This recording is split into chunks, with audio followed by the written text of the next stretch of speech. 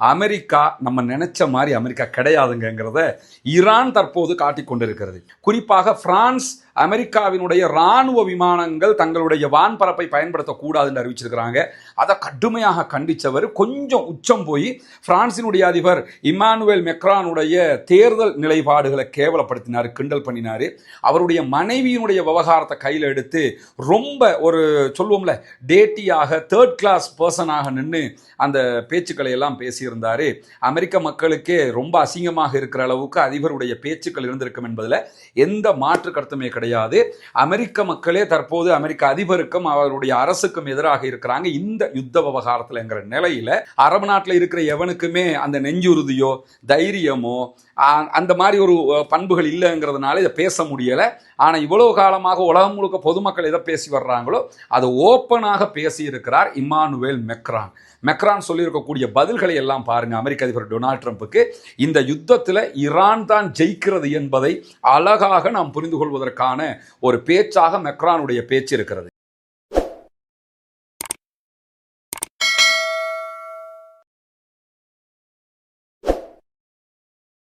அன்பிற்கினிய சகோதர சகோதரிகளை நம் அனைவர் மீதும் ஏக இறைவனுடைய அமைதியும் கருணையும் உண்டாகட்டுமாக என்கிற உயரிய பிரார்த்தனைகளோடு, நமக்கெல்லாம் தெரியும் மத்திய கிழக்கு மிடில் ஈஸ்ட் கண்ட்ரிகளை இலக்கு வைத்து ஒரு மாபெரும் யுத்தம் நடைபெற்று வருகிறது. அமெரிக்க இஸ்ரேலிய வல்லாதிக்க ஆக்கிரமிப்பு நாடுகளுடைய இராணுவங்கள் இணைந்து பாரசீக பேரரசின் மீது ஈரான் மீது ஒரு மாபெரும் யுத்தத்தை தொடுத்திருக்கிறார்கள்.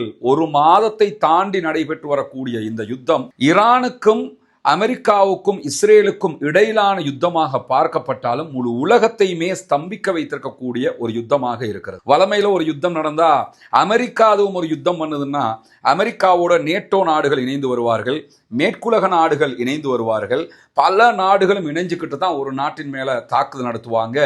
அதற்கு நாம மிகச்சிறந்த உதாரணமாக ஈராக் வார பார்த்துட்டோம், அதுக்கு முன்னாடி ஆப்கானிஸ்தான் வார பார்த்துட்டோம். இப்படி பல நாடுகள் மேலே அவங்க தொடுத்த யுத்தங்களை எல்லாம் கண்ணுக்கு முன்னாடி பார்த்துருக்கிறோம். ஏன்னா அமெரிக்கா செஞ்சால் சரியா இருக்கும் அப்படின்னு சொல்லிக்கிட்டு யுத்தத்துக்கு எல்லாருமே சேர்ந்துக்கிருவாங்க. அதே மாதிரியான ஒரு எண்ணத்தோடு தான் இந்த யுத்தத்திலும் அமெரிக்கா களமிறங்கியது. நம்ம யுத்தத்துக்கு போனோம்னு சொன்னால் நம்மளோட மேற்கு நாடுகள் எல்லாமே சேர்ந்துக்கிருவாங்க, ஐநாவில் நம்ம பேச்சை கேட்கக்கூடிய எல்லாருமே சேர்ந்துக்கிருவாங்க. அதே நேரத்தில் அரபு நாடுகளும் நம்மளோட சேர்ந்து ஈரான் மேலே அட்டாக் பண்ணுவதற்கு வாய்ப்பு இருக்கிறது. இதெல்லாம் நினச்சிக்கிட்டு தான் அமெரிக்காவினுடைய அதிபர் டொனால்ட் ட்ரம்ப் ஒரு கணக்கை போட்டுக்கிட்டு உள்ள நுழைஞ்சாரு. ஆனால் அவர் போட்ட கணக்கு ரொம்ப ரொம்ப பிழையானதுங்கிறத இன்றைக்கு உலக நாடுகளுடைய தலைவர்களே உணர்த்தி கொண்டிருக்கிறார்கள். குறிப்பாக இந்த யுத்தத்தில் எந்த விதத்திலும் நாங்கள் பங்களிக்க மாட்டோம் என்று சொல்லி நேட்டோ அறிவித்து விட்டது. நேட்டோவினுடைய தலைவர் ஃபாக்ஸ் நியூஸ் ஏஜென்சிக்கு விடுத்திருக்கக்கூடிய ஒரு பேட்டியில ரொம்ப அழகாக நேட்டோண்டா என்ன அப்படின்னு சொல்லி ஒரு தெளிவூட்டல் கொடுக்கிறாரு. நேட்டோங்கிறது எங்களுடைய கூட்டணியில் இருக்கக்கூடிய நாடுகள் மேல யாராவது தாக்குதல் நடத்தினால் அதற்கு பதிலடி கொடுப்பதற்காக உருவாக்கப்பட்டது. குறிப்பாக நேட்டோவில் இணைந்திருக்கக்கூடிய கண்ட்ரிஸையும் அதை தாண்டிய சில கண்ட்ரிஸையும் நாங்கள் பாதுகாக்கணுங்கிற ஒப்பந்தம் மட்டும்தான் எங்களுக்குள்ள இருக்குதே தவிர இந்த ஒப்பந்தத்தை தாண்டி வேறு எதுவும் எங்களுக்குள் இல்லை. குறிப்பாக தற்போது ஆரம்பித்திருக்கிற இந்த யுத்தம்ங்கிறது அமெரிக்காவும் இஸ்ரேலும் ஆரம்பித்த யுத்தமே தவிர நேட்டோ ஆரம்பித்த யுத்தமும் கிடையாது. நேட்டோ படைகள் எல்லாம் வாங்க, ஹொர்முஸை பாதுகாருங்க, ஹொர்முஸ்ல வந்து சண்டை போடுங்க அப்படின்னு சொல்லி அமெரிக்க அதிபர் சொல்றாரு. ஹொர்முஸை பாதுகாக்க வேண்டும் என்பது நேட்டோவினுடைய நிபந்தனை கிடையாது அப்படின்னு சொல்லி கையை கழுவுறதுன்னா சோப் போட்டே கழுவி விட்டாங்க. உங்களோட நாங்கள் வரமாட்டோம். அதனால தான் மீண்டும் மீண்டும் அமெரிக்க அதிபர் என்ன பண்ணுறாருன்னு கேட்டால் நேட்டோங்கிறது அது வந்து பேப்பர் டைகர் அப்படிங்கிறார். அதாவது காகித புலிகள், சும்மா பேசுவாங்களே தவிர ஒன்றும் பண்ண மாட்டாங்க அப்படிங்கிறாரு. இவரோட சேர்ந்து அமெரிக்காவினுடைய ஈராக் வார்ல அவங்க வரும்போது அவர்கள் புலிகள், அதே மாதிரி ஆப்கானிஸ்தான் வாருக்கு வரும்போது அவர்கள் புலிகள். ஆனால் ஈரானுடைய யுத்தத்துக்கு அவங்க வரலன்றதோட காகித புலிகள் அப்படிங்கிறாரு. காரணம் என்னன்னா அமெரிக்கா நம்ம நினைச்ச மாதிரி அமெரிக்கா கிடையாதுங்கிறத ஈரான் தற்போது காட்டிக் கொண்டிருக்கிறது. இஸ்ரேல் உலகம் பார்த்த ஒரு இஸ்ரேல் கிடையாதுங்கிறத ஈரான் தற்போது காட்டிக் கொண்டிருக்கிறது. இவங்க எல்லோருமே ஒன்று சேர்ந்து வந்தா மட்டும்தான் தைரியசாலிகளே தவிர இப்படி ஓரிருவர் இணைந்து வந்தால் கண்டிப்பாக தோற்று விடுவார்கள் என்பதை ஈரான் கண்ணுக்கு முன்னால் நிரூபிக்கும். எனவே இந்த யுத்தத்தில் ஈரானுடைய வெற்றி என்பது உச்சமான ஒன்றாக இருக்கக்கூடிய சூழல்ல நேற்றைய தினம் அமெரிக்க அதிபர் டொனால்ட் ட்ரம்ப் அமெரிக்க நாட்டு மக்களுக்கு ஒரு உரையாற்றி இருந்தார். அந்த உரையிலையும் மீண்டும் மீண்டும் ஐரோப்பிய நாடுகளையும் நேட்டோவையும் கடுமையாக சாடியிருந்தார். அதுலேயும் இந்த பேப்பர் டைகருங்கிற வார்த்தையை சொல்லியிருந்தார். குறிப்பாக பிரான்ஸ் அமெரிக்காவினுடைய இராணுவ விமானங்கள் தங்களுடைய வான்பரப்பை பயன்படுத்தக்கூடாதுன்னு அறிவிச்சிருக்கிறாங்க. அதை கடுமையாக கண்டித்தவர் கொஞ்சம் உச்சம் போய் பிரான்சினுடைய அதிபர் இமானுவேல் மெக்ரானுடைய தேர்தல் நிலைப்பாடுகளை கேவலப்படுத்தினார், கிண்டல் பண்ணினார். அவருடைய மனைவியினுடைய விவகாரத்தை கையில் எடுத்து ரொம்ப ஒரு சொல்லுவோம்ல டேட்டியாக தேர்ட் கிளாஸ் பர்சனாக நின்று அந்த பேச்சுக்களை எல்லாம் பேசியிருந்தார். அமெரிக்க மக்களுக்கே ரொம்ப அசிங்கமாக இருக்கிற அளவுக்கு அதிபருடைய பேச்சுக்கள் இருந்திருக்கும் என்பதில் எந்த மாற்று கருத்துமே கிடையாது. அமெரிக்க மக்களே தற்போது அமெரிக்க அதிபருக்கும் அவருடைய அரசுக்கும் எதிராக இருக்கிறாங்க இந்த யுத்த விவகாரத்தில் நிலையில இந்த பேட்டி வெளியானதுக்கு பிறகு, இந்த பேட்டி வெளியாகிற நேரத்தில் இமானுவேல் மெக்ரான் அவங்க தென் கொரியாவில் இருக்கிறாரு, சவுத் கொரியாவில் ஒரு சுற்றுப்பயணத்தில் இருக்கிறாரு. சவுத் கொரியாவில் ஊடகங்கள் இதை பற்றி எல்லாமே அவரிடத்துல கேட்குறாங்க. கேட்கும்போது அதற்கு அவர் சொன்ன பதில் இருக்குதுல்ல, உண்மையிலேயே நெஞ்சை நிமிர்த்திய பதில், யதார்த்தமான பதில். அதுதான் உண்மையும் கூட. அரபு நாட்டில் இருக்கிற எவனுக்குமே அந்த நெஞ்சுறுதியோ தைரியமோ அந்த மாதிரி ஒரு பண்புகள் இல்லைங்கிறதுனால இதை பேச முடியலை. ஆனால் இவ்வளவு காலமாக உலகம் முழுக்க பொதுமக்கள் எதை பேசி வர்றாங்களோ அதை ஓப்பனாக பேசியிருக்கிறார் இமானுவேல் மெக்ரான். மெக்ரான் சொல்லியிருக்கக்கூடிய பதில்களை எல்லாம் பாருங்க. அமெரிக்க அதிபர் டொனால்ட் ட்ரம்புக்கு இந்த யுத்தத்தில் ஈரான் தான் ஜெயிக்கிறது என்பதை அழகாக நாம் புரிந்து கொள்வதற்கான ஒரு பேச்சாக மெக்ரானுடைய பேச்சு இருக்கிறது. முதலாவதாக அமெரிக்க அதிபர் டொனால்ட் ட்ரம்ப் இந்த அடிக்கடி ஊடகங்களை வந்து பேசுறாருல, 3வது நாளே நாங்கள் ஜெயிச்சிட்டோம்னாரு, 4வது நாள் நாங்கள் 80% ஈரானுடைய ஏவுகணை கேப்பபிலிட்டியை இல்லாமலாக்கிட்டோம் அப்படின்னாரு. திரும்ப கொஞ்சம் போகும்போது 90% அழிச்சிட்டேன்னாங்க. பிறகு வந்து ஹொர்முஸை காப்பாற்றுறதுக்கு எல்லாரும் வாங்கங்கிறார். நீங்கள் எல்லாத்தையும் அழிச்சிட்டா ஹொர்முஸை காப்பாற்ற வரவே தேவையில்லை, நீங்கள் தான் ஜெயிச்சிட்டீங்கல்ல ஆயிரும்ல. இது வந்து அவருடைய முன்னுக்கு பின் முரணான சிறுபிள்ளைத்தனமான உலகமே கேவலப்படுத்தி இவரை பார்க்குற அளவுக்கு உண்டான உளறல்களாக இருக்கிறது என்பதை உலகத்தில் எல்லாருமே பொதுமக்கள் சொல்லி கொண்டிருந்தாங்க. இம்மானுவேல் மெக்ரான் அவருடைய பதில் அறிவிப்பில் மிக அழகாக கட்டங்கட்டமாக ஒவ்வொன்றையும் சொல்றாரு பாருங்க. முதலாவது சொல்றாரு, இப்ப நடக்கிறது மத்திய கிழக்குல ஒரு ஃபன்னான ஒரு நிகழ்ச்சி அல்ல, பொழுதுபோக்கு நிகழ்ச்சி அல்ல, அது ஒரு பாரிய யுத்தம் என்பதை அமெரிக்காவும் அமெரிக்க அதிபரும் முதல்ல புரிஞ்சுக்கிட்டு யுத்தம் பண்ணுங்க அப்படிங்கிறாரு. ஏன்னா அமெரிக்க அதிபர் சில நேரங்களில் ஈரான் மேல அட்டாக் பண்ணிட்டு என்ன சொல்லுவாருன்னு கேட்டா, நாங்க ஃபன்னுக்கு அட்டாக் பண்ணினோம் அப்படிம்பாரு. அண்டா உங்களுக்கு 4 மக்களை கொல்றது, பொதுமக்களை கொன்று குவிக்கிறது ஃபன்னா, ஜாலியா உங்களுக்கு? அந்த மாதிரி உலகமே வெறுத்து போகிற பேச்சுக்கள் அவர் பேசும்போது தான் அதற்கு அழகாக பதில் சொல்கிறார் இமானுவேல் மெக்ரான். இந்த யுத்தம்ங்கிறது ஒரு பாரிய யுத்தம்ங்கிறத முதல்ல நினைச்சுக்கிட்டு நீங்க யுத்தத்தை பண்ணுங்க. நீங்க என்ன பண்றீங்கன்னா, இது ஒரு பொழுதுபோக்கு நிகழ்ச்சி, ஒரு ஹாபின்னு நினைச்சுக்கிட்டு பேசுறீங்க. இது ஹாபி கிடையாது, இது ஒரு சீரியஸான யுத்தம் அப்படின்னு சொல்லிட்டு என்ன சொல்றாருன்னு கேட்டா, ஒவ்வொரு நாளும் முன்னுக்கு பின் முரணாக பேசுவது இந்த யுத்தத்தை தீர்ப்பதற்கு பதிலாக தீவிரமான அணுகுமுறையாக பார்க்கப்படாது. முதல்ல நீங்க சீரியஸா நடந்துக்கிறீங்கிறாரு அமெரிக்க அதிபருக்கு. நீங்க காமெடியா முன்னுக்கு பின் முரணாக நேற்று ஜெயிச்சிட்டோம்ங்கிறீங்க, இன்னைக்கு ஜெயிக்கலங்கிறீங்க, நாங்க தான் எல்லாமேங்கிறீங்க, அடுத்த நாள் நேட்டோ படைகள் வாங்கங்கிறீங்க, ஈரானை மொத்தமா காலி பண்றோம், கடற்படையே கிடையாது ஈரானுக்கு அப்படிங்கிறீங்க. அடுத்த நாள் அவன் அடின்னு அடிக்கிறான், வலை மேல 10 ஏவுகணை அடிக்கிறான்னா உங்க பேச்சை கேட்டதுக்கு அப்புறம் 100 ஏவுகணை அடிக்கிறான். இப்படி தொடர்ந்து தாக்குதலை உச்சம் தொடுகிற அளவுக்கு அவங்க அடிக்கிறதுக்கு உங்க பேச்சு தான் காரணமாக இருக்குது. அதனால ஒவ்வொரு நாளும் முன்னுக்கு பின் முரணாக பேசுறதுக்கு பதிலாக தீவிரமான அணுகுமுறைகளை கையாளுங்க, கொஞ்சம் சீரியஸா இருங்க அப்படின்னு சொல்லி அவரை ஜோக்கராக்கிய இமானுவேல் மெக்ரான் பேசிட்டு என்ன சொல்றாருன்னு கேட்டா, சில நேரங்கள்ல நீங்க பேசாம அமைதியாக இருக்கிறது சிறந்ததுங்கிறாரு. எதுக்கு எல்லாத்துக்குமே பேசிக்கிட்டு இருக்கிறீங்க? மைக்க நீட்டினால பேசணுமா? நீங்க வாயை மூடிக்கிட்டு இருந்தாலே இந்த யுத்தம் ஓரளவுக்கு பரவாயில்லை அப்படின்னு சொல்லி இமானுவேல் மெக்ரான் அவர்கள் சொல்லுகிறார். இன்னொன்று கவனிச்சுக்கிறங்க, இம்மானுவேல் மெக்ரானுங்கிறது இலங்கையினுடைய அதிபர் மாதிரி ஒரு ஆள் கிடையாது, பலம் இல்லாத. நம்ம நாட்டுக்குள்ள அவருக்கு பலம் தான். சர்வதேசத்தில் இலங்கைக்கு என்ன பலம் இருக்குது?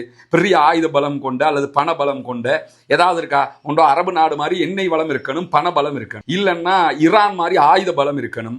இப்படி எதுவும் கொண்ட மாதிரி நம்ம நாடு கிடையாது.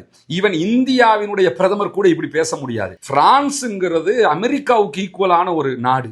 அமெரிக்கா எப்படி மற்ற நாடுகளில் போய் யுத்தம் பண்ணுமோ, மற்ற நாடுகளில் இராணுவ தளங்களை வச்சிருக்குதோ, அது மாதிரி பெரிய வல்லாதிக்க பலம் கொண்ட ஒரு நாடு தான் பிரான்ஸ். கடந்த காலங்களில் பல நாடுகளை அண்டர் கண்ட்ரோலில் வச்சுக்கிட்டு இருந்தவங்க. அதனால தான் அவர் அந்த கெத்தில் பேசுகிறாரு. சில நேரங்களில் நீங்கள் ரொம்ப வாயை பொத்திக்கிட்டு இருந்தாலே போதும், ட்ரம்ப் எல்லாத்துக்குமே பேசிக்கிட்டு இருக்காதீங்க. 2025ஆம் ஆண்டு ஈரான் மீதான தாக்குதலில் அவர்களுடைய இஸ்ஃபஹான், அதே போன்று ஈரானுடைய நட்டான்ஸ் உள்ளிட்ட அணு நிலையங்களை எல்லாம் நாங்கள் அழிச்சிட்டோம், இனிமே அவங்களுக்கு அணு ஆயுதம் தயாரிக்கவே முடியாது, அவங்க செறிவூட்டிய யுரேனியம் எல்லாமே காலி ஆயிடுச்சு அப்படின்னு சொல்லி நீங்க சொல்லியிருந்தீங்க. ஆனா இந்த வாரில் மீண்டும் மீண்டும் என்ன பண்றீங்கன்னா, நட்டான்ஸுக்கும் இஸ்ஃபஹானுக்கும் நீங்க தாக்குதல் நடத்திக்கிட்டே இருக்கிறீங்க. இந்த தடவை அழிச்சிட்டா இதுதான் லாஸ்ட் சான்ஸ் வேற சொல்றீங்க. ஈரானுடைய அணு ஆயுதம் தயாரிக்கிற அந்த சக்தியை இல்லாமலாக்கிறதுக்கு இதுதான் கடைசி வாய்ப்பு, எல்லா நாடுகளும் வாங்க அவங்கள அணு நிலையங்கள் மேலே குண்டு போடணும்ங்கிறீங்க. அப்படின்னா நீங்கள் 12 நாள் வாரில் அவங்க மேலே குண்டு போட்டு அழிச்சிட்டோம்னு சொன்னது பொய், இப்போ சொல்றது உண்மைன்னா அப்போ சொன்னது பொய், அப்போ சொன்னது உண்மைன்னா இப்போ சொல்றது பொய். எனவே ஏன் இப்படி முரண்பட்டு பொய்யை பேசுறீங்க அப்படின்னு சொல்லி உலகத்துக்கே இவ்வளவு காலமாக உலகத்தில் எல்லா ஊடகங்களும் பொதுமக்களும் பேசினாங்க. ஒரு பிரசிடென்ட்டாக யாரும் பேசலை. பிரான்சினுடைய அதிபர் இதை பேசியிருக்கிறது மட்டும் இல்லாமல் ஈரான் மீதான யுத்தம்ங்கிறது அமெரிக்காவும் இஸ்ரேலும் இணைந்து எடுத்த தீர்மானம். நேட்டோ தலைவர் சொன்ன மாதிரியே சொல்றாரு, இது நீங்க எடுத்த முடிவே தவிர நாங்க எடுத்த முடிவில்லை. அப்ப எங்களை வாங்க வாங்கன்னு நீங்க கூப்பிட்டா நாங்க இதுக்கு உங்களோட வரணும் அப்படின்னு சொல்லக்கூடியவர் என்ன சொல்றாருன்னு கேட்டா, நீங்களாகவே முடிவெடுத்துட்டு இப்ப எல்லா நாடுகளும் எங்களுக்கு உதவலன்னு சொல்லி புலம்பி திரிகிறது நியாயமே கிடையாது. எங்களை சேர்த்து முடிவெடுத்திருந்தீங்கன்னா நாங்க வரலன்னா புலம்புறதுல நியாயம். எங்களை நீங்க கூப்பிடவே இல்லை, நாங்க வரவும் இல்லை, அப்ப ஏன் புலம்புறீங்க அப்படின்னு சொல்லக்கூடியவர் மேலதிகமா என்ன சொல்றாருன்னு கேட்டா, ஐரோப்பிய நாடுகளையும் நேட்டோ நாடுகளையும் காகித புலி, பேப்பர் டைகர் அப்படின்னு சொல்லி நீங்க விமர்சிச்சுக்கிட்டு இருக்கிறீங்க, இது நியாயம் தானா அப்படின்னு சொல்லிட்டு மெக்ரான் என்ன சொல்றாருன்னு கேட்டா, ஒரு கூட்டணியினுடைய பலம்ங்கிறது பரஸ்பர நம்பிக்கையில தான் இருக்குதே தவிர ஒவ்வொரு நாளும் அவங்களை விமர்சிக்கிறதுல இல்லை. நீங்க எங்களை காகித புலி காகித புலி காகித புலின்னு சொல்றதுனால நாங்க காகித புலியும் இல்லை, எங்களை நீங்க விமர்சிக்கிறதுனால நாங்க பலவீனமானவங்களும் கிடையாது. நீங்க பரஸ்பர நம்பிக்கை ஒன்றுதான் நம்மளை ஒருங்கிணைச்சு போகுமே தவிர இப்படி விமர்சிச்சுக்கிட்டு இருந்தா ஒருங்கிணைச்சு போகுமா? நீங்க தொடர்ந்து எங்களுக்கு இப்படி சொல்லிக்கிட்டு தான் நாங்க உங்களோட வருவோமா, நினைப்போமா வர்றதுக்காவது அப்படின்னு சொல்லி அப்படி இங்க வாட்டு சொல்லி கன்னத்துல 2 கொடுத்த மாதிரி அமெரிக்க அதிபருக்கு பிரான்சினுடைய அதிபர் இமானுவேல் மெக்ரான் சொல்றது மட்டும் இல்லாம மேலதிகமா என்ன சொல்றாருன்னு கேட்டா, ஹொர்முஸை நீங்க குழப்பிக்கிட்டீங்க. சும்மா இருந்த ஈரான் மேல சண்டையை உண்டாக்கி ஹொர்முஸ்ல இப்ப பாதுகாப்பின்மையை உண்டாக்கி ஹொர்முஸை இப்ப முழுவதுமாக ஈரான் கட்டுப்படுத்திக்கிட்டு இருக்குது. ஹொர்முஸை மீட்பது என்பது ராணுவ ரீதியாக மீட்க முடியாது. இனிமே இப்படி யுத்தம் பண்ணி எல்லாம் ஹொர்முஸை நீங்க மீட்க இயலாது.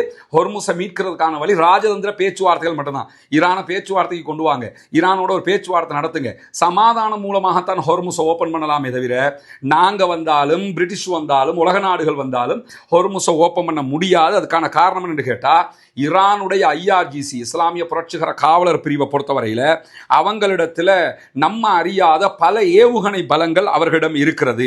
எனவே அவங்க நீங்க இன்னும் ராணுவ தாக்குதல் போனீங்கன்னா கப்பல்கள் எல்லாம் அட்டாக் பண்ண ஆரம்பிப்பாங்க. அட்டாக் பண்ணா உலக நாடுகளுக்கு இது மிகப்பெரிய இழப்பாக மாறிடும், இது மிகப்பெரிய ஆபத்தான ஒரு யுத்தமாக மாறும். எனவே இப்ப இருக்கிறதோட ஈரானோட ஒரு பேச்சுவார்த்தையை நடத்தி சரண்டர் ஆகிட்டு போறதுதான் புத்திசாலித்தனம் சொல்லி அமெரிக்க அதிபருக்கு சொல்லக்கூடிய பிரான்சினுடைய அதிபர் இமானுவேல் மெக்ரான் மேலதிகமாக சொல்றாரு. அமெரிக்க அதிபருக்கு கிளிப்புள்ளைக்கு மாதிரி அட்வைஸ் சொல்லக்கூடிய இமானுவேல் மெக்ரான் இடத்துல, பிரான்சினுடைய அதிபர் இடத்துல, உங்களுடைய ஃபேமிலி லைஃபை பத்தி எல்லாம் அமெரிக்க அதிபர் சொன்னாரு, உங்க வைஃபை பத்தி எல்லாம் எழுது பேசினாரு, அதுக்கு என்ன பதில் அப்படின்னு சொல்லி ஊடகங்கள் கேட்குது. அதுக்கு அவர் என்ன சொல்றாருன்னு கேட்டா, அதுக்கு பிரான்சினுடைய அதிபர் மிக அழகாக ஒரு ஆளுமை மிக்க ஒரு தெளிவான ஒரு மனிதனாக அவர் சொன்ன பதில் என்னன்னு கேட்டா, ட்ரம்ப்பை பொறுத்தவரையில் கண்ணியமாக பேசுகிற ஒரு ஆள் இல்லை, அவருக்கு ஒழுக்கமாக பேச தெரியாது, கண்ணியமாக பேச தெரியாது. எனவே அவர கருத்துக்கு நான் பதில் கொடுத்தேன்னு சொல்லி சொன்னால் அவருக்கு நிகராக நான் மாறின மாதிரி ஆயிரும். ஏன்னா ஒருத்தன் பார்த்து நம்மளை பார்த்து திட்டினான்னா அவனுக்கு நம்ம திட்ட வேண்டி வரும், திட்டினோம்னா அவனுக்கு நமக்கும் ஈக்குவல் ஆகிருவோம், வித்தியாசமே இல்லாமல் போயிடும். அதனால ட்ரம்ப்புங்கிறவர் கண்ணியமாக பேச தெரியாத, ஒழுக்கமாக நடக்க தெரியாத ஒரு நபர், ஒழுக்கம் கெட்ட நபர், கண்ணியம் இல்லாத ஒரு நபர். எனவே அவருடைய இந்த விமர்சனத்துக்கு நான் பதில் சொல்ல விரும்பவில்லை என்று சொல்லி மொத்தமாக அமெரிக்க அதிபர் டொனால்ட் ட்ரம்பை கழுவி ஊற்றி கடைஞ்சி எடுத்து கலாச்சி தள்ளி பதில சொல்லி இருக்கிறாரு பிரான்சினுடைய அதிபர் இம்மானுவேல் மெக்ரான் அவர்கள். மெக்ரானை பொறுத்தவரையில் நமக்கு தெரியும், காசா ஓர் ஆரம்பிச்சதோட இஸ்ரேலுக்கு நாங்கள் உங்களோட எல்லாம் நிப்போம் எல்லாம் பேசின ஒரு ஆள் தான். ஆனால் அவர் சொல்லி ஒரு 3 மாசத்திலே அவருடைய ஸ்டாண்டை மாத்திட்டாரு. இது நல்லது கிடையாது, இஸ்ரேல் வந்து திட்டமிட்டு அப்பாவிகளை கொள்ளுது என்கிற விதமாக நகர்ந்துட்டாரு. இந்த ஈரான் போர்ல கூட அடிக்கடி ஈரானுடைய அதிபர் மசூத் பெசக்ஷியனோட பேசிக் கொண்டிருக்கக்கூடிய காட்சிகளை எல்லாம் நம்ம பார்க்கிறோம். எனவே உலக நாடுகள் மிக தெளிவாக இந்த யுத்தத்தில் அமெரிக்கா தோற்றுவிட்டது என்பதை புரிந்திருக்கின்றன. அதனாலதான் இவ்வளவு கழுவி ஊத்தி மெக்ரான் அவர்கள் பதில் பேசியிருக்கிறார் என்பதையும் நம்ம புரிந்து கொள்ள வேண்டும். தொடர்ந்தும் இணைந்திருங்கள் ரஸ்மின் எம்ஐசி நியூஸ் மற்றும் ரஸ்மின் டாக்ஸ் ஆகிய 2 சேனல்களோடையும். 2 சேனலையும் சப்ஸ்கிரைப் பண்ணா சகோதரர்கள் சப்ஸ்கிரைப் பண்ணிக்கிறங்க. ரஸ்மின் எம்ஐசி நியூஸ்னு சொல்லி யூடியூப்ல போய் டைப் பண்ணிட்டு அதுல வரக்கூடிய சேனலை என்னுடைய போட்டோவோட வரும், சப்ஸ்கிரைப் பண்ணிக்கிட்டு பக்கத்தில் இருக்கக்கூடிய பெல் ஐக்கானை கிளிக் பண்ணுங்க. கிளிக் பண்ணதுக்கு பிறகு ஆல் வீடியோன்னு கொடுத்துட்டீங்கன்னா நீங்க யூடியூபை ஓப்பன் பண்ணதோட நம்ம வீடியோ உங்களுக்கு முன்னாடி வந்துடும். அதே மாதிரி ரஸ்மின் டாக்ஸ் என்கிற சேனல்லையும் நீங்க பண்ணிட்டீங்கன்னு சொன்னா 2மே உங்களுக்கு நோட்டிபிகேஷன் வந்துடும். அதை தாண்டி ஒவ்வொரு வீடியோவுக்கு கீழே நம்முடைய வாட்ஸ்அப் லிங்க் இருக்கிறது, அதே போன்று டெலிகிராம் லிங்க் இருக்கிறது. அதிலையும் நீங்கள் இணைந்து கொள்கிற போது இந்த செய்திகளை உடனுக்குடன் உண்மை செய்திகளை புரிந்து கொள்வதற்கு வாய்ப்பாக இருக்கும். ஆக்கிரமிப்பு நீங்க வேண்டும், ஆக்கிரமிப்பாளர்கள் ஓய வேண்டும். ஆக்கிரமிப்பாளர்களுக்கு எதிராக தொடர்ந்தும் ஜனநாயக ரீதியாக குரல் எழுப்புவமாக வாகிறது. அல்ஹம்துலில்லாஹி ரப்பில் ஆலமீன்.